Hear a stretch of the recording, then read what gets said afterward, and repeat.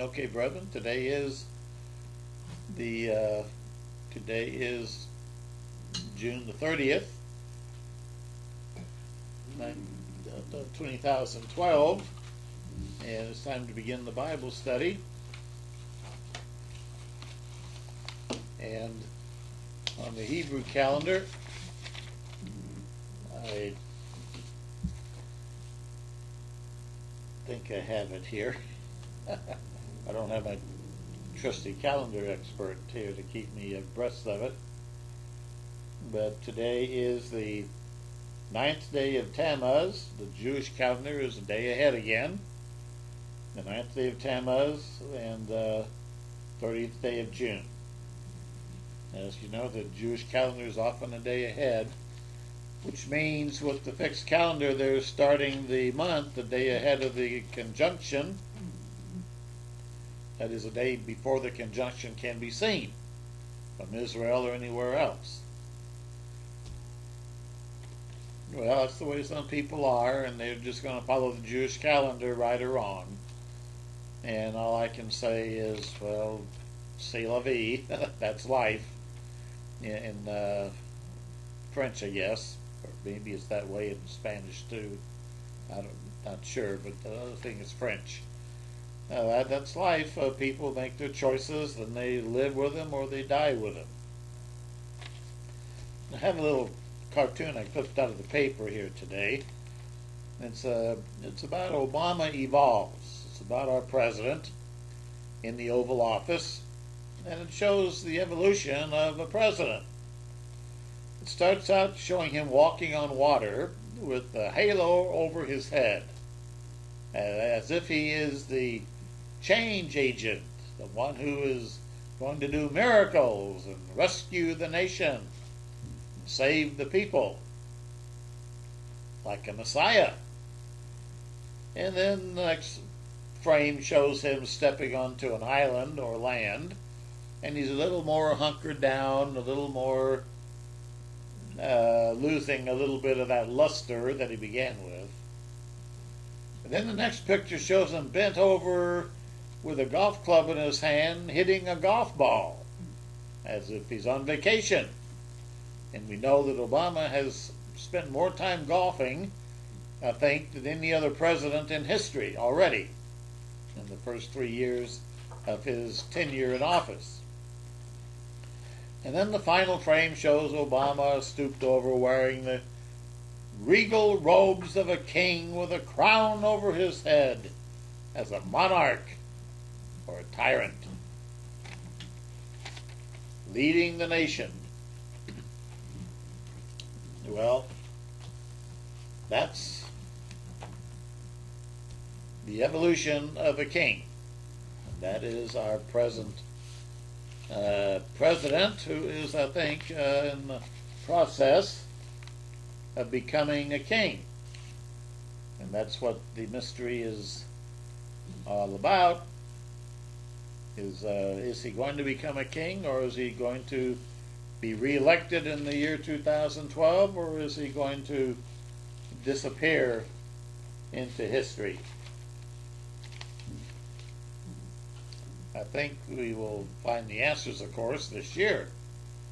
And it is very interesting to me that I just was reading in Prophecy in the News magazine, which is one of my favorite biblical prophetic magazines, largely because of my respect for J.R. Church, who was the founder of Prophecy in the News and the church that they started. And he died this past year or so. And now the work has been carried on by Gary Stearman. But in this issue of the Prophecy in the News, July issue of 2012, they have an article they've resurrected by J.R. Church, entitled The Dragon and the Beast. There's a picture of a dragon and a beast leading the article. And what was so interesting to me in reading this article yesterday and I came to a part where it talks about Mystery Babylon. And Mystery Babylon is in Revelation chapter 17, verse 5, for it identifies the end-time Babylon the Great as a great harlot that bestrides the nations, a great end-time world empire with 7 heads and 10 horns. And this great beast empire is also called a harlot. And in Isaiah chapter 47, it speaks of her as the daughter of Babylon, that is the ancient Babylon. So this is the end-time daughter of Babylon, and she is a harlot, or in ancient language or older English, a whore or a prostitute. And J.R. Church says, we see in the use of the Greek term in Revelation here, for megalopolis, meaning great city, that great city, megalopolis, Babylon. Today that could be New York City, basically the financial capital of the world. She is also typical of the mother of Satan's diabolical son, J.R. Church says. It is likely that the Antichrist will be born of a harlot or a whore. And I thought about that. I'd never really read that before.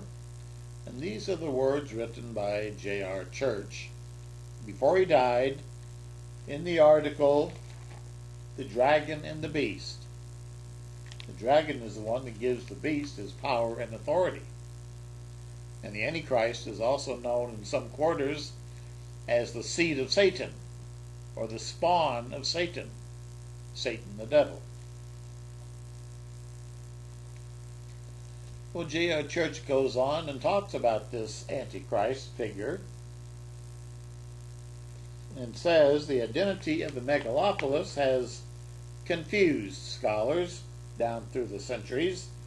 Most people want to point to one of her daughters rather than the mother and say, there is Mystery Babylon. Indeed, she would not be a mystery if we could readily identify her, he says. Among the candidates are Rome, Europe, New York, or the United States. Or I might say all of them. Down through history, they've all had their period when they were, in a sense, walking in the footsteps of ancient Babylon. The transfer of the title of Babylon went from Babylon to Rome, and then from Rome to Europe and London, and then from Europe to New York City in America in our generation. And speaking of the end time, in Revelation 16 and verse 19, it says, in the great city, Babylon, end time quote Babylon, was divided into 3 parts, and the cities of the nations fell, and great Babylon came in remembrance before God, to give unto her the cup of the wine of the fierceness of his wrath, of his divine judgment.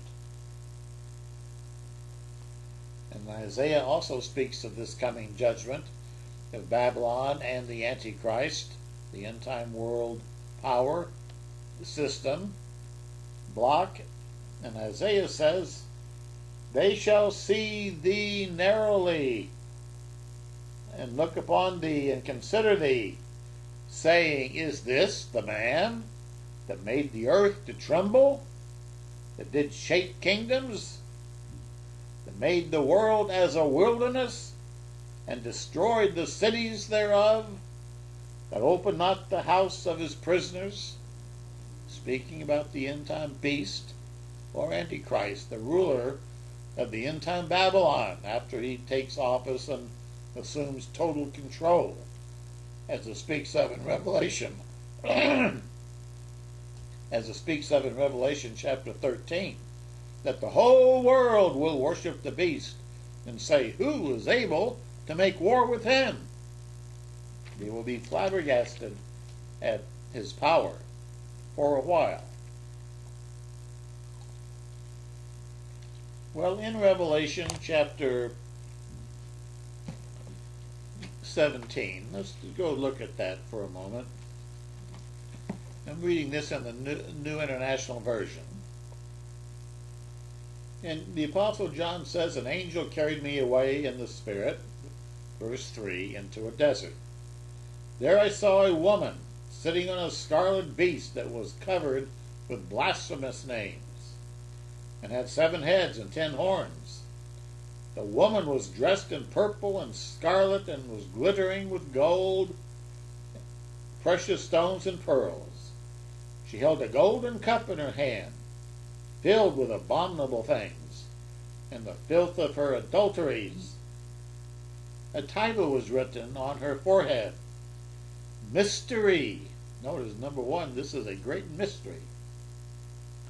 Mystery, Babylon the Great, the mother of prostitutes, or harlots, or whores, and of the abominations of the earth. This is a great kingdom full of abominations in God's sight, including adulteries and sodomies and homosexuality and evil of every kind, murders and bloodshed. And John says, I saw that the woman, this great kingdom, was drunk with the blood of the saints, the blood of those who bore testimony to Jesus Christ as the Messiah. And we read also in Isaiah chapter 47 of this same end-time world empire or global village or kingdom.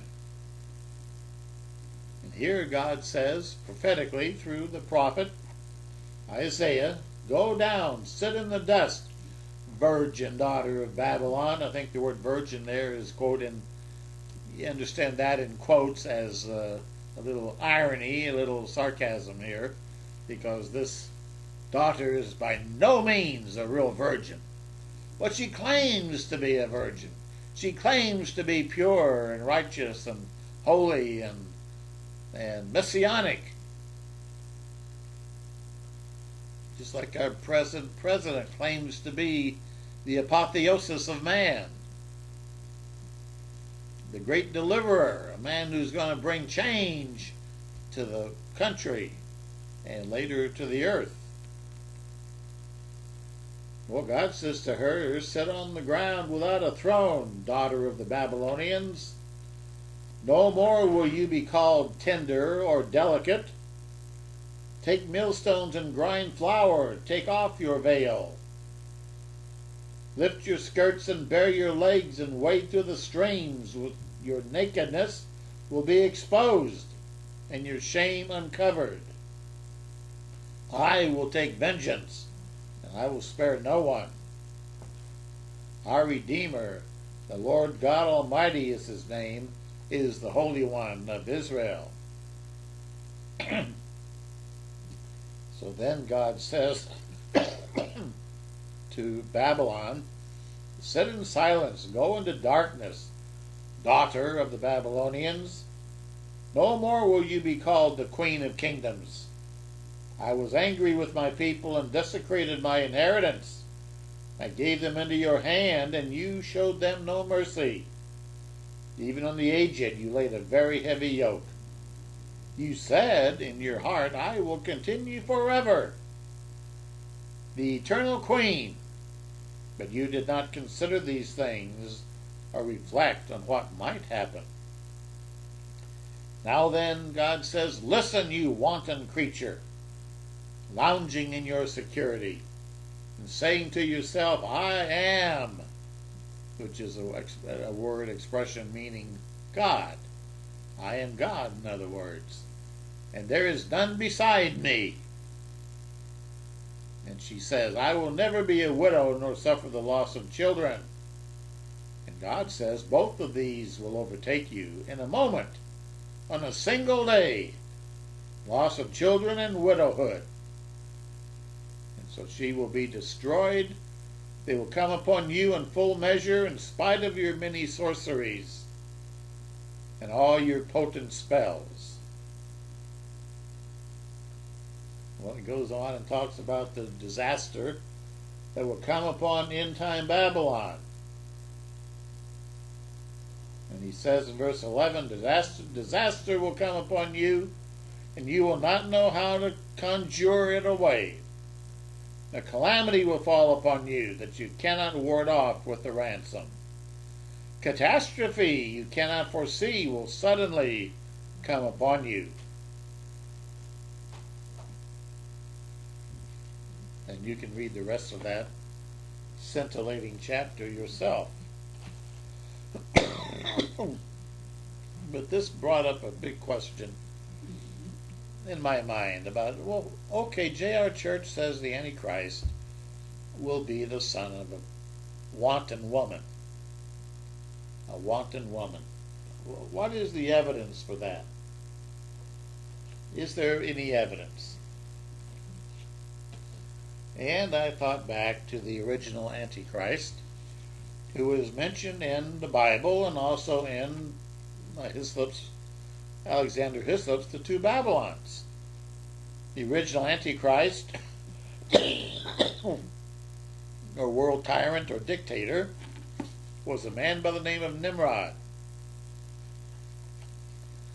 And in The Two Babylons, we read about Nimrod's pedigree, and who he was, and where he came from, and what he did.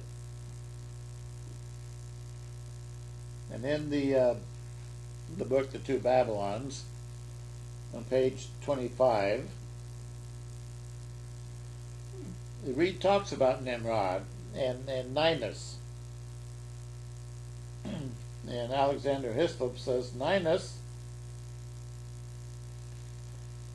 that is Nimrod, strengthened the greatness of his acquired dominion by continued possession, having subdued therefore his neighbors, when by an accession of forces, being still further strengthened, he went forth against other tribes, and every new victory paved the way for another. He subdued all the peoples of the east. Thus then, Hislop says, Nimrod, or Ninus, was the builder of Nineveh, and the origin of the name of that city, as the habitation of Ninus, is accounted for. And light is thereby at the same time cast on the fact that the name of the chief part of the ruins of Nineveh is Nimrud at this day. So Nimrod was the founder of the kingdom of Babylon after his father Cush, or Bel. And Hislop says, if Ninus was in reality the first king of Babylon, how could Belus, or Bel, his father, be said to be the founder of it? Well, both might very well be, Hislop says, as will appear if we consider who was Bel, and what we can trace of his doings.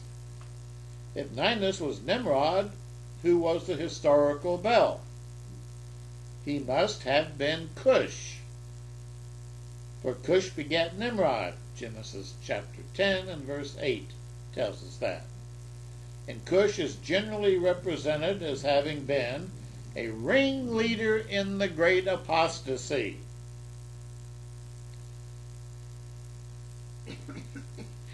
So Cush was the great original prophet of idolatry this side of the flood. And his son was Nimrod. And Nimrod became the first tyrant to rule over the earth. We'll read about that in a moment. But Nimrod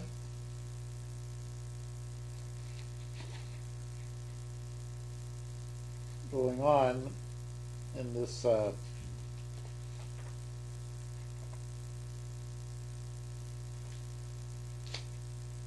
Hislop's Two Babylons,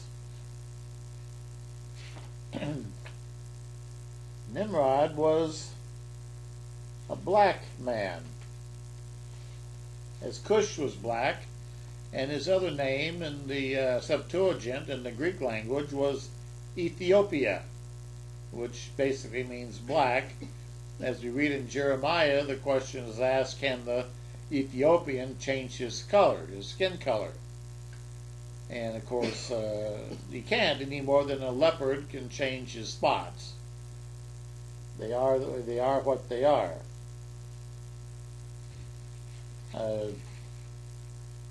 This says on page 34 of the two Babylons, Cush was the great soothsayer or false prophet worshipped at Babylon. The great seed of the prophet Cush was, of course, Nimrod. But Cush was Nimrod's father. Nimrod is called the giant in the Septuagint version of the Bible, of Genesis. And without a club or spear or weapons of any kind, he is shown attacking a bull. Having overcome the bull, he sets the bull's horns on his head as a trophy of victory and a symbol of his power. Thenceforth he is represented not only with horns and hooves above, but from the middle downwards with the legs and cloven feet of the bull. The ancient traditions are remarkable for showing him as the leader of the giants that rebelled against heaven. Hislop goes on and says, now Nimrod, as the son of Cush, was black. In other words, was a Negro. Can the Ethiopian change his skin? The Bible asks in the original. It says, can the Cushite change his skin? Keeping this in mind, then, it will be seen that the figure disentombed from Nineveh, we have both the prototype of the Anglo-Saxon, the seed of the prophet Cush, and the real original of the black adversary of mankind with horns and hooves. In other words, he was the devil. Who was the devil? Nimrod. The way the world pictures the devil is a horned being with cloven hooves. That was Nimrod, the great hunter before the Lord. What does that mean to be a great hunter before the Lord?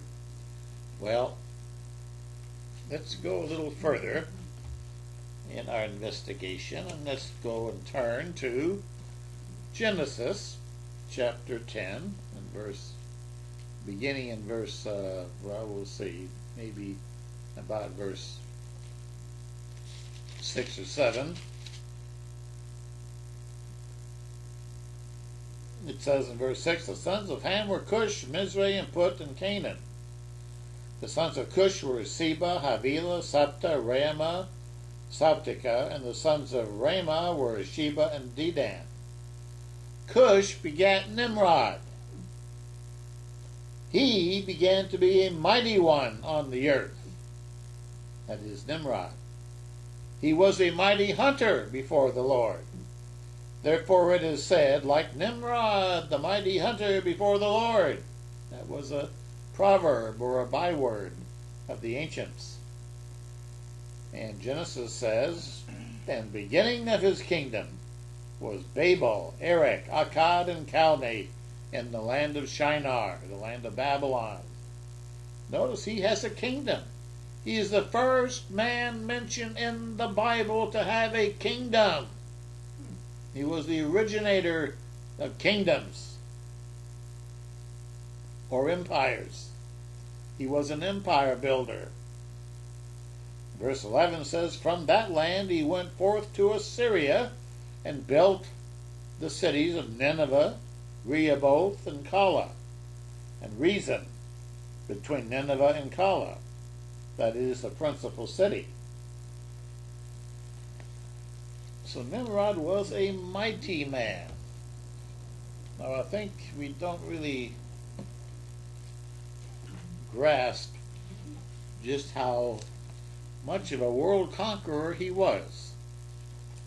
So let's read in the Septuagint, the Greek version, the official Greek version of the Bible, is translated 250 years before Christ for Ptolemy Philadelphus in Egypt. Genesis chapter 10.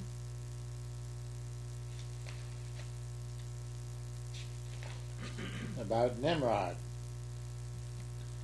In the Septuagint we read, and the sons of Ham were Cush, and Mizraim, and Pud, and Canaan.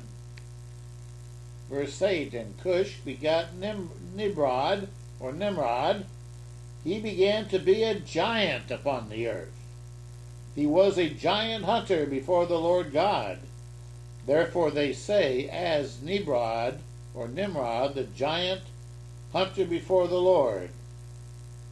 And the beginning of his kingdom was Babylon, and Orech, and Arcad, and Calani, in the land of Shinar. Out of that land came Asshur, and built Nineveh, and the city Rehoboth, and Calah. So we see that Nimrod was considered to be a giant in the earth. Now the Jewish Chumash, which is a commentary of the book of Moses, basically, which is read in the synagogues throughout Israel and throughout the world. In the Chumash, or Haftarah, in the book of Genesis, chapter 10, it tells us about Nimrod.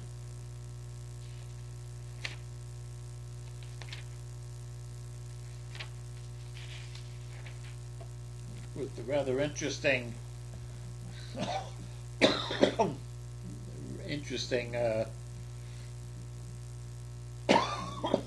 insight on page 47, verses 8 through 10 of Genesis. Nimrod. Because before Nimrod there were neither wars nor reigning monarchs. He subjugated the Babylonians until they crowned him, after which he went to Assyria and built great cities.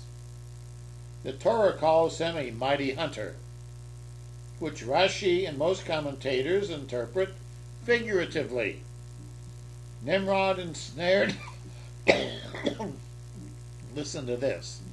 Nimrod ensnared men with his words, his lips, and incited them to rebel against God. He was a forerunner of the hypocrite, who drapes himself in robes of piety in order to deceive the masses. He pretends to be that which he isn't. He pretends to be great and a friend of the people and a leader par excellence. But he is a hypocrite and a snake in reality. His first conquest, which laid the basis for his subsequent empire building, was Babel, which became the center of Nebuchadnezzar's Babylonian empire. It was one of the greatest cities of the ancient world. And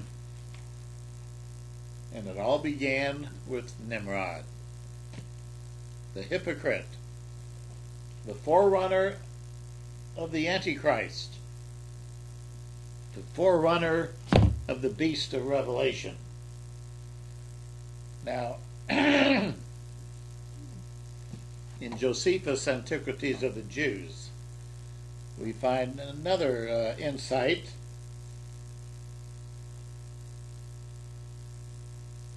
into Nimrod in his book Antiquities of the Jews, book 1, chapter 4. And in part 2, or paragraph 2, Josephus writes, "Now it was Nimrod who excited them to such an affront and contempt of God, He was the grandson of Ham, the son of Noah, a bold man and of great strength of hand. He persuaded them not to ascribe it to God as if it was through his means that they were happy, but to believe that it was their own courage which produced that happiness. So he claimed that it was man was his own savior. Man produces his own happiness. We don't need God. God is gone, dead. Nimrod also gradually changed the government after he got rid of God, you see, and got rid of God's laws and God's government. He changed the government. He was a man of change. He promised change to the people. Anybody recently promised change to our country today? He gradually changed the government into tyranny, Josephus says, seeing no other way of turning men from the fear of God, but to bring them into a constant dependence upon his power. That's why Obama is manufacturing and magnifying and increasing the national debt, paying off people to the tune of $80 billion a year today for food stamps. He's making the people rely upon him for health care, to rely upon government. He is increasing and broadening and the size of government. You think you've seen government? You ain't seen nothing yet.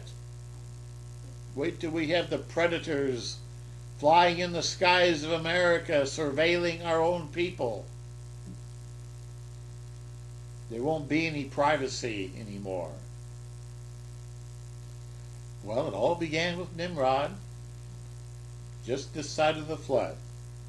He gradually increased the government into tyranny, seeing no other way of turning men from God to himself, bringing them into a constant dependence on him, on government. Government will take care of you. We don't need free enterprise. We don't need business. We don't need self-actualization. We don't need pioneers and people that can do things. We just need to all come and depend upon government. They'll take care of us.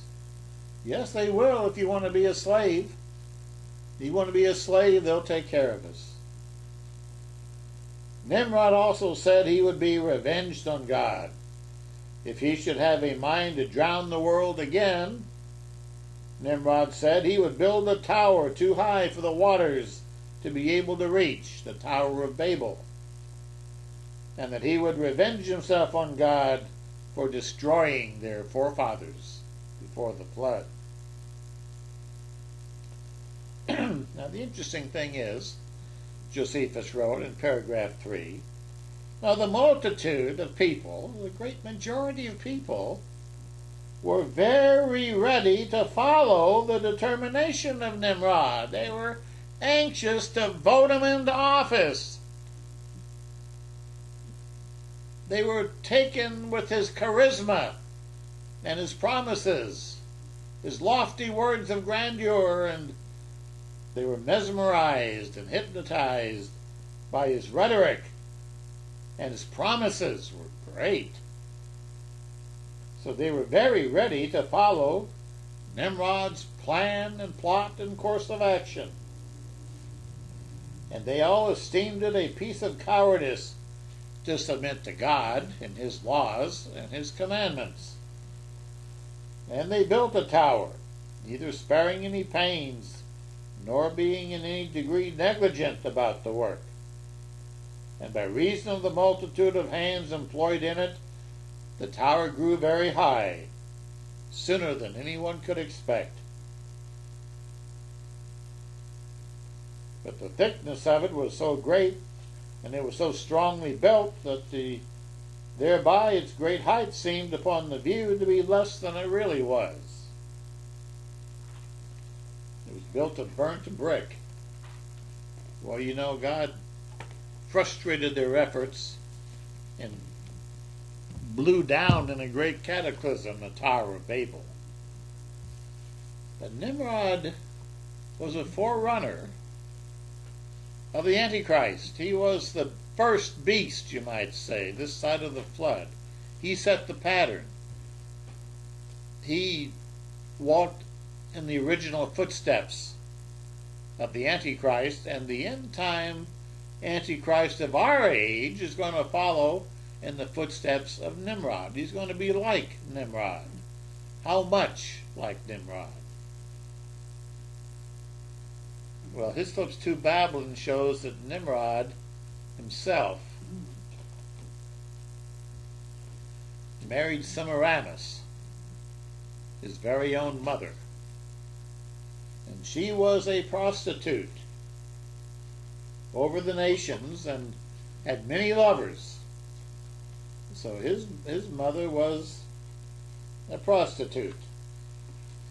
In the 2 Babylons, page 5, the Chaldean mysteries can be traced up to the days of Semiramis, who lived only a few centuries after the flood, and who is known to have impressed upon them the image of her own depraved and polluted mind. That beautiful but abandoned queen of Babylon was not only herself a paragon of unbridled lust and licentiousness, but in the mysteries which she had a chief hand in forming, the mystery religion of Babylon, she was worshipped as Rhea, the great mother of the gods, with such atrocious rites as identified her with Venus, the mother of all impurity, and whores and whoredom. Hislop writes in the 2 Babylons about Semiramis, the wife and mother of Nimrod. Says she was worshipped as Rhea, the great mother of the gods, with such atrocious rites as identified her with Venus, the mother of all impurity, and raised the very city where she had reigned to a bad eminence among all the nations, as the grand seat at once of idolatry and consecrated prostitution. That was Semiramis, the mother of Nimrod, the first great Antichrist on this side of the flood. Well, what about the end-time Antichrist? What about the final Antichrist who's going to appear before the second coming of Jesus Christ, the Messiah, Yeshua HaMashiach? What about the Antichrist who is on the world scene today, preparing, waiting in the wings to go center stage? Will he also be the son of a prostitute, a whore, a harlot, a promiscuous woman? Well, it is very interesting to read in a book called The Obama Error by Stephen Pidgeon, an attorney at law in Seattle, Washington. And he gives what is purported to be or believed to be the background and the birth of Barack Hussein Obama, as he is known today. His mother was one young 16, 17-year-old Stanley Ann Dunham. And Pidgeon says on page 11 of his book, The Obama Error, Stanley Ann Dunham, Obama's mother, was the daughter of 2 members of the Communist Party. And there is reason to believe that her father had betrayed the U.S. during World War II by selling B-29 plans to the Germans. The family hated the United States, but lived here for the prosperity of it all.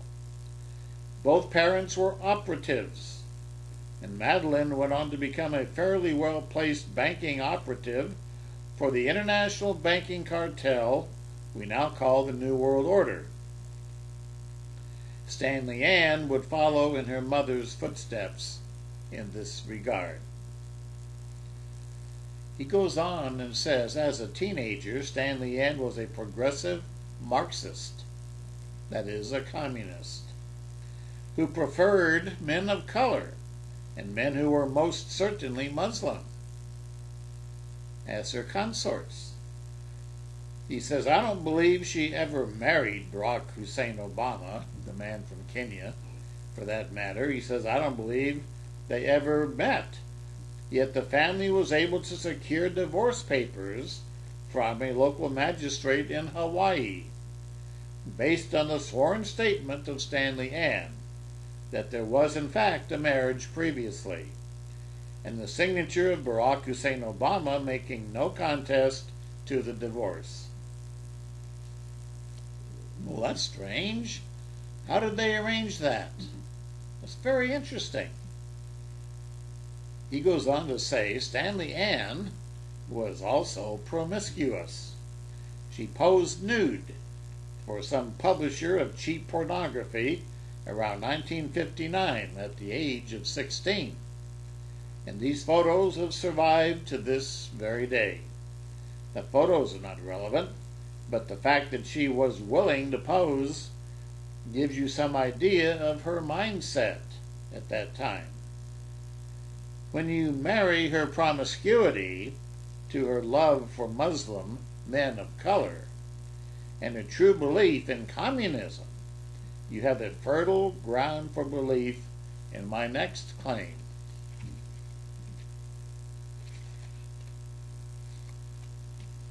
Now we come to page 12 of Stephen Pidgeon's book, The Obama Error. And he purports that the real father of Barack Hussein Obama may well have been Malcolm X, the leader of the Nation of Islam. And here is his reasoning. So here I am on page 12 of The Obama Error. And we're talking about the visit of communist dictator Fidel Castro to New York City and the United Nations to speak. Stanley Ann left Mercer Island and attended this event. Born on September 27, 1942, she was still 17 when she made the trip. She arrived in New York as a promiscuous, naive communist groupie and a true believer in helping the cause. In New York was the leader of the Nation of Islam, who was coordinating the event of Castro's visit. His name was Malcolm Little, who became known as Malcolm X.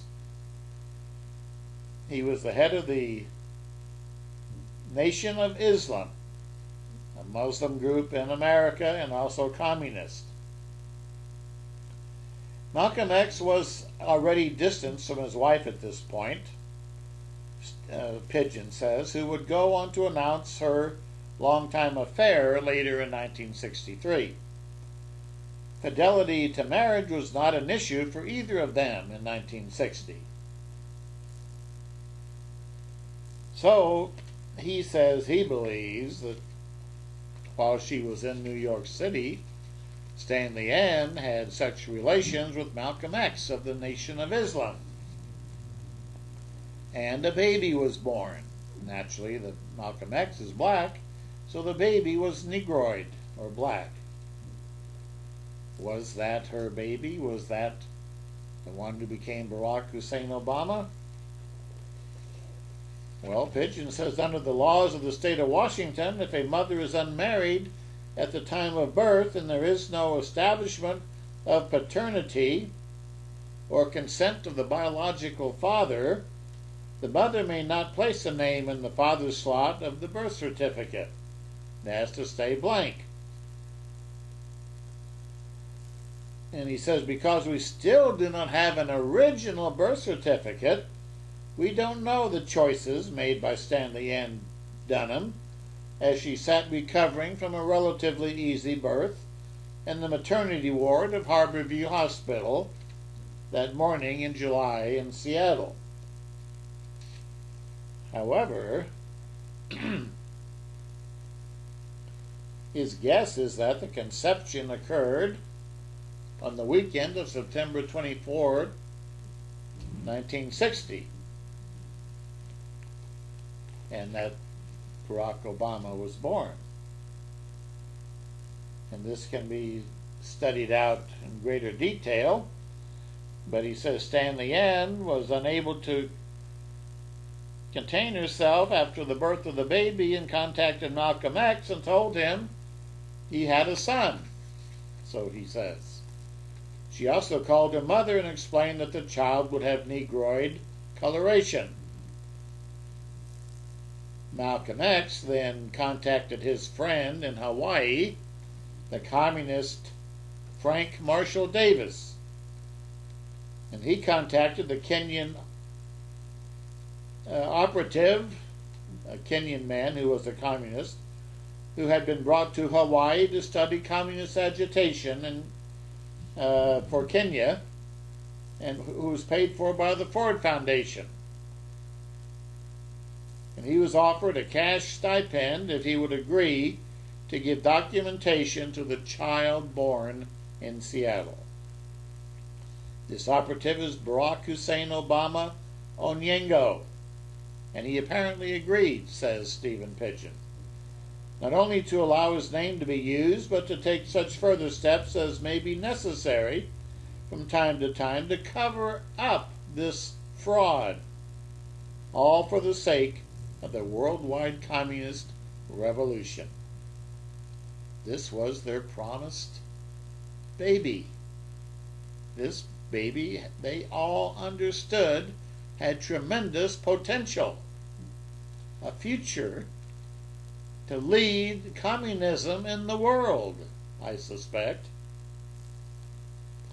All of this, he says, took about a month to accomplish, so the date of the birth had to be moved forward.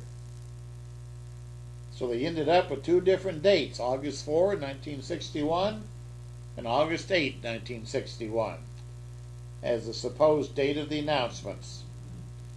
The only thing on file in Hawaii is the affidavit of Madeline Dunham attesting to the fact of this birth. There's nothing else.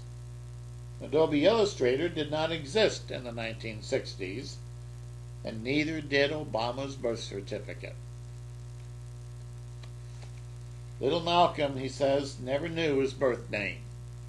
His grandmother took that name away from him and covered it up for the leader of the Nation of Islam. Did cash change hands? In the case of the Dunhams, it is doubtful, because they had a reason to engage in the cover-up. They sought a means to establish this baby as legitimate. So we have all the controversies swirling around about the birth records of Obama, all the conflicting claims. Meanwhile, he has spent millions of dollars in legal fees and attorney's fees and court fees to bury the truth and to keep it hidden from public purview. In page 17, Pidgeon goes on, in Obama's book Audacity, The Audacity of Hope, the one he actually wrote, he says, and Obama says, in the wake of 9/11, my meetings with Arabs and Pakistani Americans have a more urgent quality. For the stories of detentions and FBI questioning and hard stares from neighbors have shaken their sense of security and belonging. Obama said, I will stand with them should the political winds shift in an ugly direction. He would stand with the Muslims, in other words. On the other hand, he still on occasion pays homage to his mother's direction. He shows up in a Black Liberation Theology church for Easter services. He's attended a so-called Christian church occasionally since taking office. He pretends he is a Christian, he says, while he lives the life of a Muslim.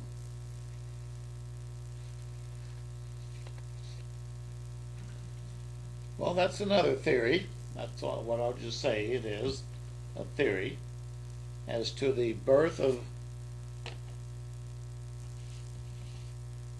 Barack Hussein Obama. But they point out his mother was promiscuous, like Semiramis in the Old Testament, or the book, the Two Babylons, by Alexander Hislop and all the ancient pagan records. The mother of the Antichrist, Nimrod, was a prostitute, a whore, and very promiscuous with her favors. It appears that Anne Dunham was also very liberal in her favors toward black men and Muslims in particular. But there's another theory making the rounds, and this has been publicized and published by WorldNet Daily, offering a new series of DVDs entitled Dreams of My Real Father. And the movie, or the DVD presentation, is directed by Joel Gilbert. W&D asks, was communist mentor intimate with Obama's mother? Filmmaker reveals new evidence that Frank Marshall Davis was President Obama's real father. The man in Hawaii, the communist organizer in Honolulu. The article says, did Barack Obama's mother pose nude for communist poet and journalist Frank Marshall Davis? Did Obama build his political career on a fairy tale that his father was a Kenyan who grew up herding goats? Was Obama's goal in writing his autobiography, Dreams from My Father, intended to misdirect Americans away from a deeply disturbing family background and a Marxist political foundation? These are questions that filmmaker Joel Gilbert poses in his full-length documentary, Dreams from My Real Father. This documentary argues that Frank Marshall Davis is really the president's biological father, not the Kenyan called Barack Obama.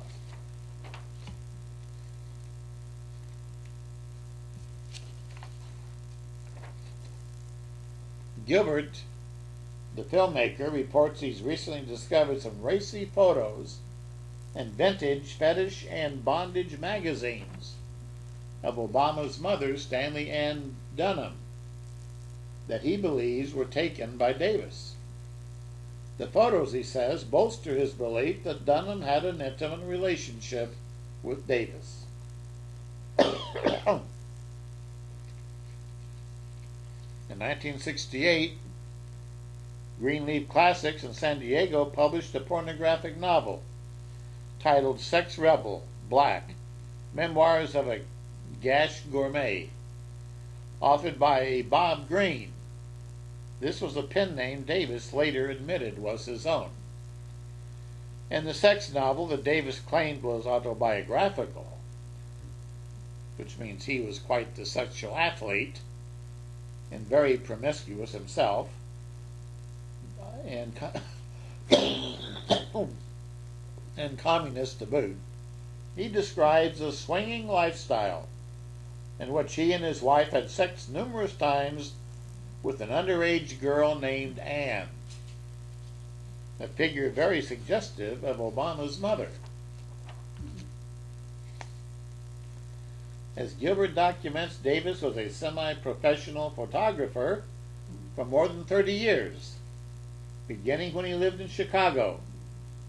His specialty was taking nude photographs of female models that he called horizontal cameos. in one of the poems that books that he published called Black Moods, 37 portraits grouped in a section subtitled Horizontal Cameos. Each poem is dedicated to a different woman, identified only by her first name. The second poem is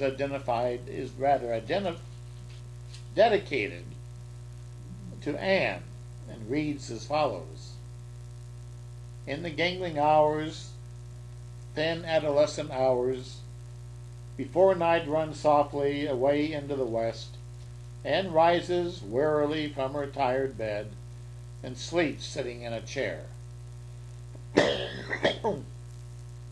In the 3 nude photographs, initially discovered on the internet in 2008, the young naked model is shown in a living room setting. She's posing in or around a chair with a Christmas tree and a 1950s hi-fi with various jazz vinyl record albums in the background. Now here next to this is a photograph of Barack Obama, the alleged father of Obama, the Kenyan. Another photograph of Barack Obama, Jr., you might say. And then a photograph of Frank Marshall Davis. It would appear to me he looks more like Davis than he does Barack Obama from Kenya. But that's my opinion.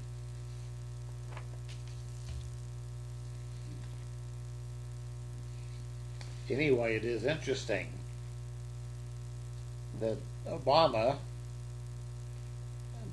wife had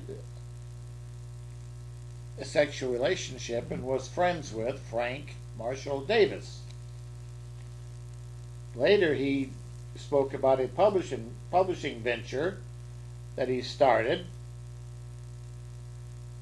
to create his own fetish or nude magazine in Hawaii. The photographs he had taken, he later sold, and they appeared in a wide variety of fetish or nude magazines, including Bizarre Life, Battling Babes, and Secret Pleasures. They were all taken in the same living room setting, with the narrow, low-to-the-floor windows, the same sitting chair and couch, and the same hi-fi with jazz records. Gilbert visited the Davis home in Hawaii and found out that that very likely was the scene of these pictures, because it had windows and flooring just like that described or shown in the photographs.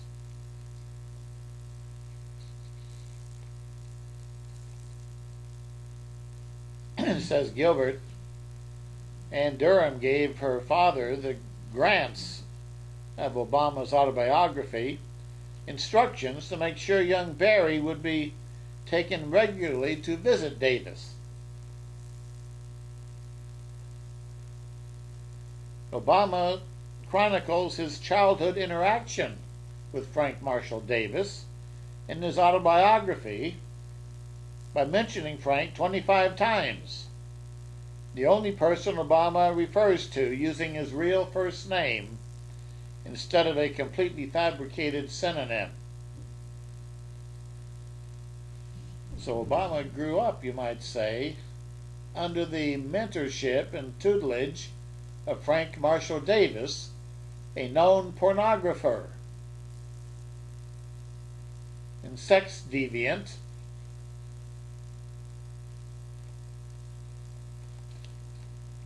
and promiscuous communist. What an influence for a young man. What an influence. Neighbors of Davis have said Obama began visiting Davis every week at his home from the time Obama was 10 years old. Gilbert wonders why. As Ann Dunham engaged in nefarious activities with Frank Marshall Davis, he says, who was likely involved in pornography and prostitution, why would she bring 10-year-old Barry back from Indonesia and tell her father something to the effect of, "I'm going back to Indonesia, but please take young Barry to Frank's house a few times a week"?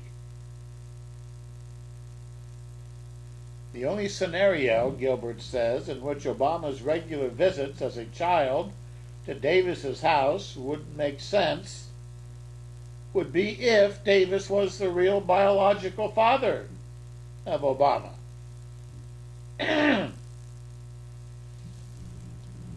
Much of what Obama has told the American public of his childhood has already been proven false. The family did not stay together in Hawaii until 1992, when the Kenyan Barack Obama went to Harvard to begin his graduate studies, as Obama claimed. Ann Dunham took her infant son with her to Seattle a few weeks after his birth and began studies at the University of Washington, while the Kenyan Obama remained in Hawaii for another year before leaving for Harvard. So the story gets muckier and messier and messier. But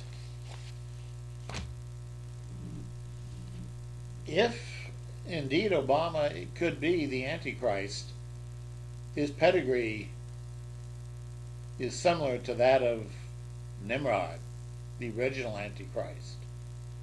His mother and wife also was a prostitute and promiscuous, the harlot of Babylon.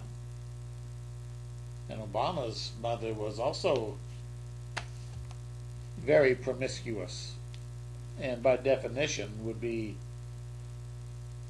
called a harlot by anyone really familiar with the term and biblical usage. So is Obama the one that's prophesied? Well, take a look at 2 Thessalonians chapter 2.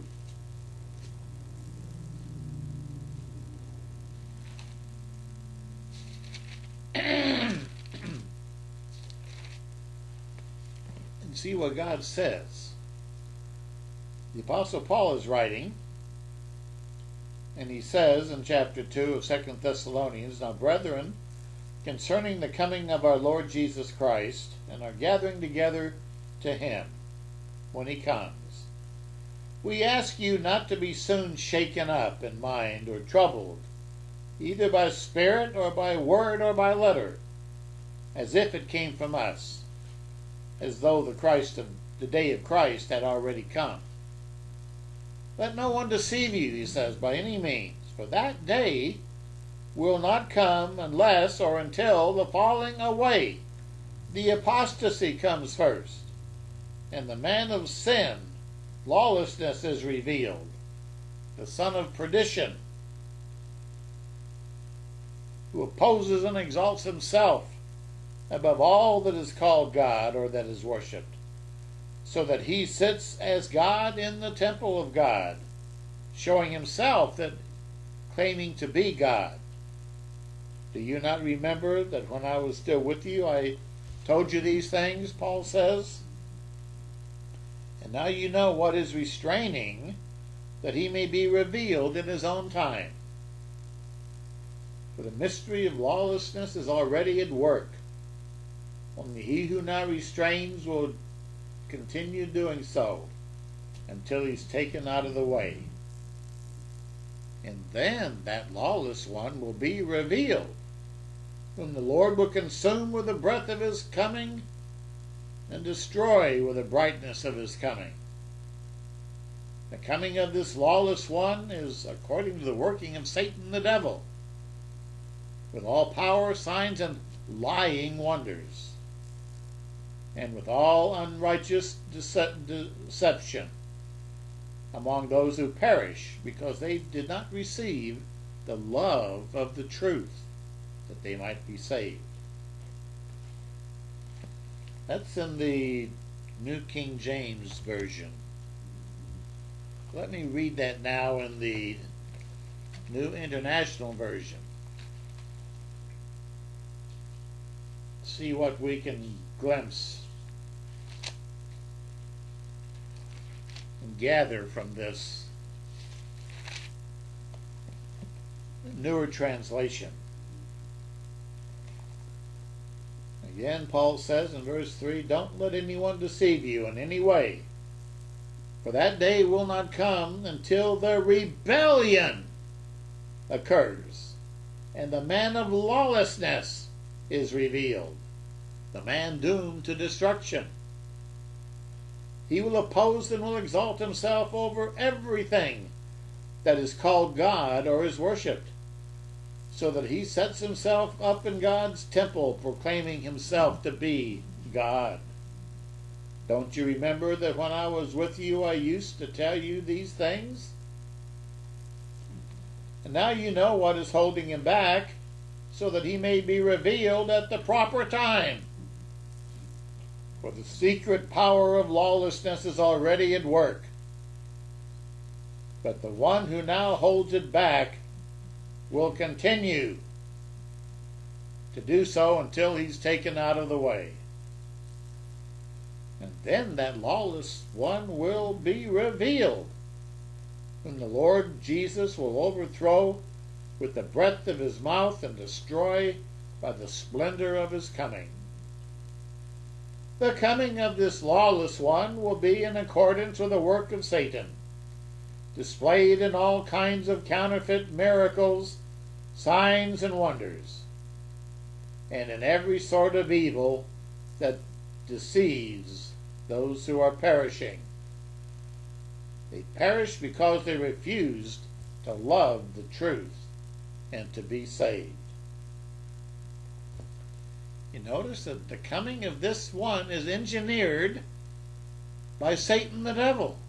The devil's been planning and plotting and configuring, working things out to bring about the birth of Rosemary's baby, you might say, or of the Antichrist. He's been working behind the scenes, plotting, conniving to engineer just the right grouping of characteristics in a human being to fulfill this role of being his architect, to preside over the new world order, the kingdom of Satan, before the coming of the Messiah.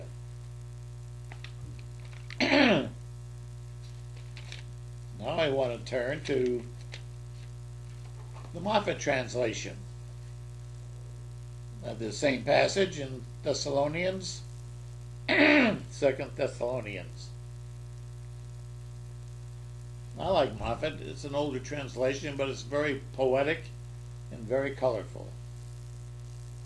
And Moffat says, "With regard to the arrival of our Lord Jesus Christ and our muster before him, I beg you, brothers, not to let your minds get quickly unsettled or excited by any spirit of prophecy or any declaration or any letter purporting to come from me, to the effect that the day of the Lord is already here.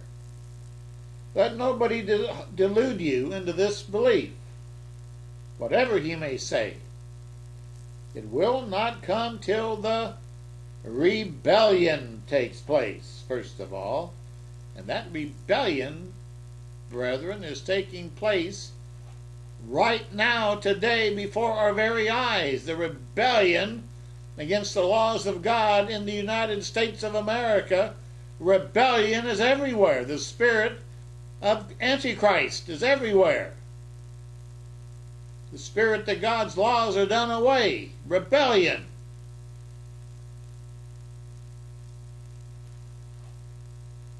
The rebellion is taking place. He says it will not come till the rebellion takes place, first of all, with the revealing of the lawless one, the doomed one, the one who is the great lawless liar,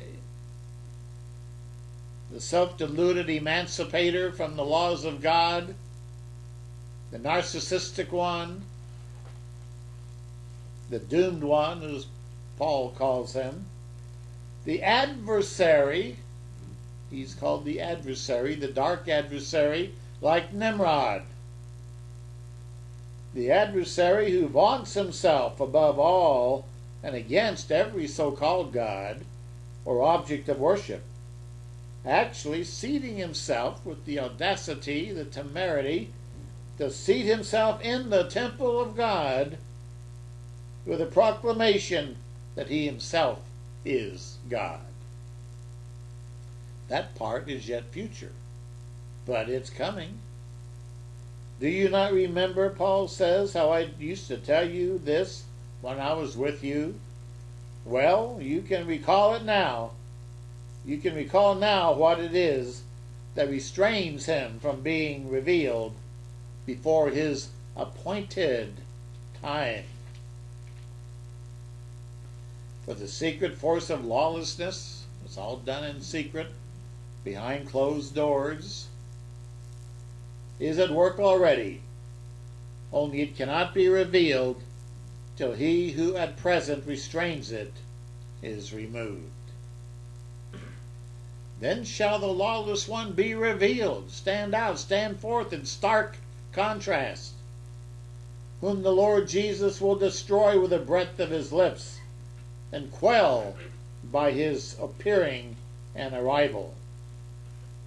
That one whose arrival is due to Satan's activity.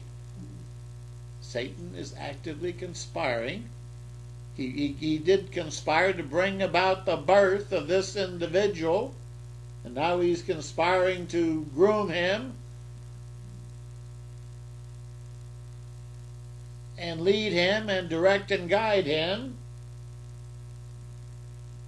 so that he will eventually give him his full power, the miracles and portents of falsehood, as it says in verse 9. And with the full deceitfulness of evil for those who are doomed to perish, since they refuse to love the truth that would save them. Therefore God visits them with an active delusion. It's very active today, till they put their faith in falsehood, so that all may be doomed who refuse faith in the truth, but delight in doing evil. Verse 12.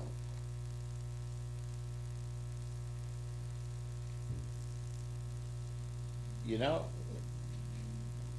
Satan is active and he is bringing about the coming of the Antichrist. And in Daniel chapter 2,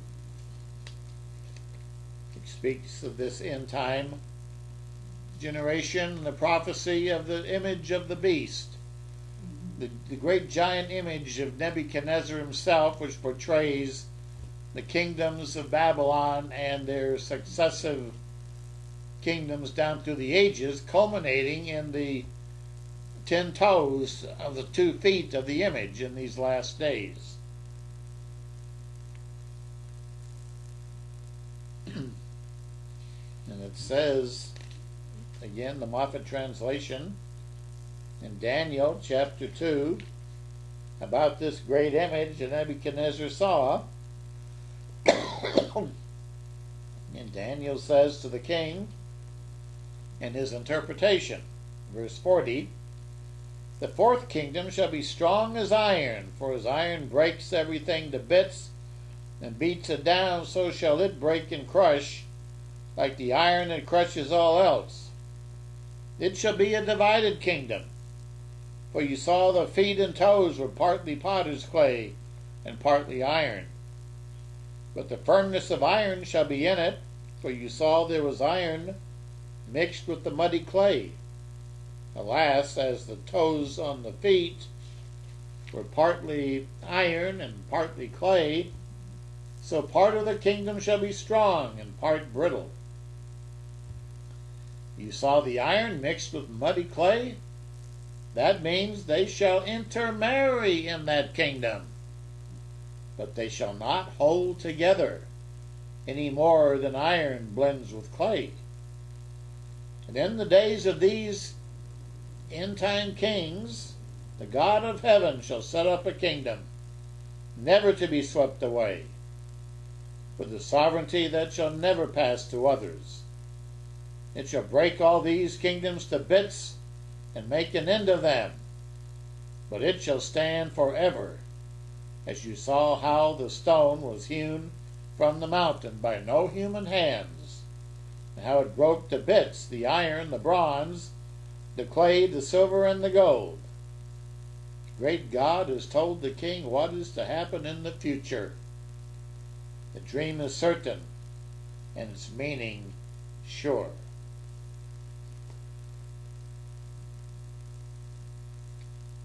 There is intermarriage in this image in the final generation. Intermarriage to produce this final kingdom. The iron and the clay. Barack Obama is a product of an intermarriage of Stanley N. Dunham, who is of Irish background, Caucasian, of the tribes of Israel, the tribe of Dan, and a black man, whether it's Barack Obama or Malcolm X or Frank Marshall Davis. Nevertheless, Satan put it all together. It would appear to me, and that the offspring is one who could be a very viable candidate for the Antichrist. There's another reason why I say that, which I haven't gone into. But now let's turn over to Daniel chapter 12. The other key to understanding the identity of the Antichrist is simply the time sequence, the time element, the timing of the fulfillment of the prophecy. If we can narrow down specifically the time, and then look around us and see who is the most likely candidate, that'll help us in our search. What is the time element? Well, turn to Daniel chapter 12. Here's a prophecy little understood by the vast majority, the overwhelming majority. But it has been partly understood by some of God's savants and leaders and prophetic interpreters down through the hundreds of years. Isaac Newton had insight into it, and so did Jonathan Edwards, the great preacher of the First Great Awakening, circa 1800 A.D. in America, in the colonies and the early republic.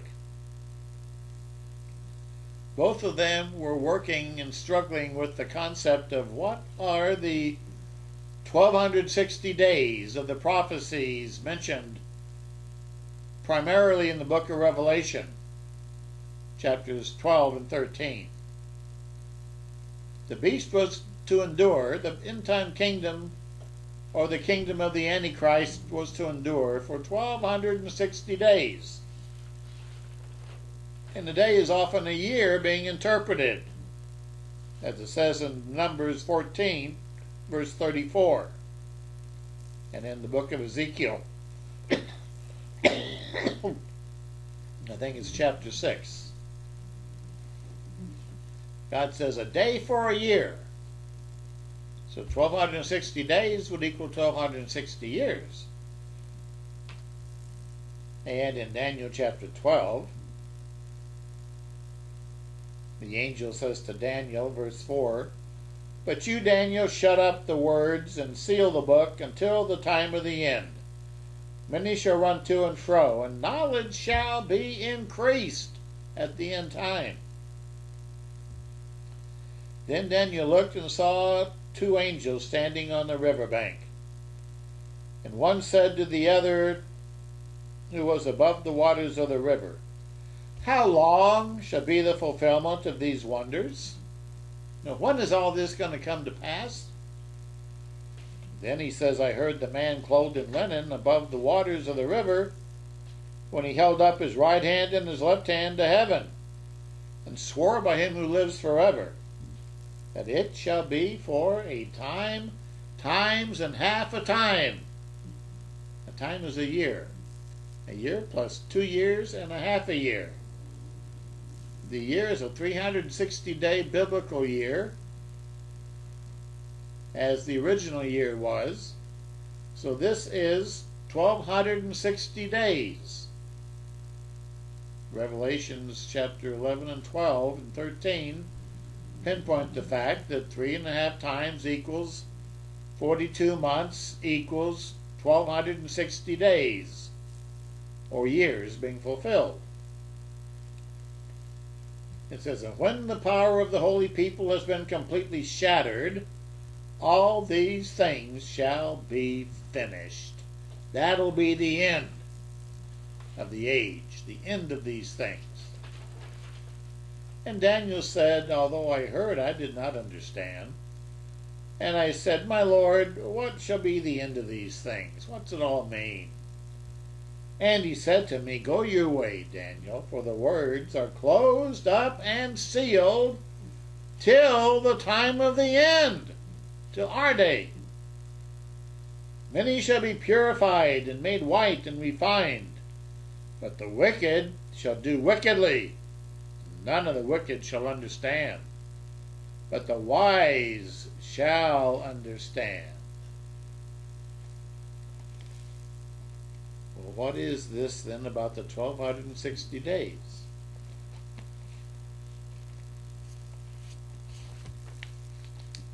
Also in the latest issue of Prophecy in the News, there's a short article about Petrus Romanus, a book by Thomas Horn and Chris Putnam, which I have here. And Bob Ulrich speaks about this book and writes up a very good review of it. And he says even the back cover of the book is filled with intrigue. Just look at what awaits you. Why did the famous 18th century preacher Jonathan Edwards believe that the Antichrist would arrive in 2012? Did the script for Rosemary's Baby come from a real-life attempt to birth the spawn of Satan through ritualized sexual magic? What about the curious deaths of Vatican insiders, Malachi Martin and Father Kuntz? What did they know that got them killed? What is it about this date 2012? Well, in the book Petrus Romanus, they talk about Jonathan Edwards, who was an avid student of biblical prophecy back in the 18th century, who was a great cause of the Great Awakening revival that swept America in those days. Jonathan Edwards studied the history of the papacy because he, like Sir Isaac Newton, understood that the great whore of Babylon was Rome. And in their generation it was the Roman Catholic Church that sat over the nations, both a temporal and spiritual entity that ruled the nations of Europe. And so they studied, when did the Vatican obtain control of the temporal powers as well as the spiritual powers? And their studies led them to see it was in the days of Charlemagne, of the monarch of the Holy Roman Empire, and his father, King Pepin. Both of them acknowledged the sovereignty of the Roman Catholic Church and bowed themselves under the authority of the Pope and were crowned by the Pope.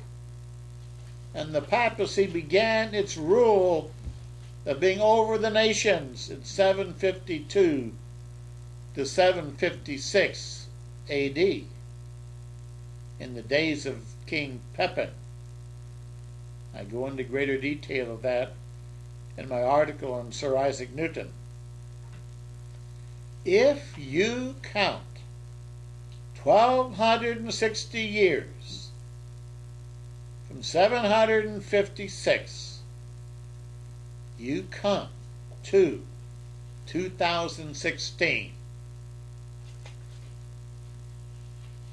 Just 4 years from now. If you count 1,260 years from 752, when Pepin acknowledged the Vatican for the first time, it brings you precisely to the year 2012 A.D. This very year. This very year. So these prophecies will be fulfilled. The end has come. The appointed time for the Antichrist has come, for him to arise, to be revealed, to be seen. 2012 to 2016, from the end of 2012, when the next election occurs, to the spring of 2016 would be 3.5 years. 42 months, 1,260 literal days. Brethren, we are on the precipice. We are on the brink. We are at the edge of the abyss. We are standing on the cusp of prophecy, the end of time and society as we know it. And the days ahead are going to be the days of Babylon the Great and the harlot and the New World Order, and the Antichrist will rule supreme. It's fast approaching, rapidly coming. But don't be afraid and don't be fearful. Lift up your eyes to heaven. Our redemption is drawing nigh. Praise the Lord. Blessed be the name of the Lord. Baruch atah Adonai Eloheinu melech haolam. Amen.